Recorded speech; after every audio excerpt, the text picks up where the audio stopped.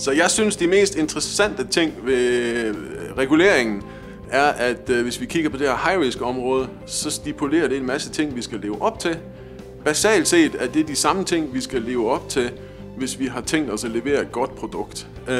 Og jeg synes, det er interessant, hvordan vi får engineering til at gøre det, som er godt for et produkt, og så samtidig er vi compliant med det her. Så det vigtigste, vi kan gøre for at adoptere de her standarder i industrien, det er faktisk to ting. Det ene det er at tiltrække os noget mere industri til standardiseringsarbejdet, fordi det er nu, vi kan påvirke det. Den anden del, det er, at da vi nu har typisk en offentlig sektor, som laver nogle meget, meget store indkøb, så skal vi sørge for, at offentlig sektor går foran og stipulerer, at de her standarder skal rent faktisk følges, hvis vi har tænkt os at købe noget fra jer. Så rejsen med AI-standarder er noget anderledes end en helt sådan klassisk IT-standard af 2 grunde. Og den ene det er, at vi har fået en bestilling fra kommissionen, hvor der står, at vi skal bruge standarder på XYZ. Det er ikke sådan, man normalt laver standarder, så det forvirrer standardiseringsverdenen lidt, at der på en måde står en kunde og beder om noget.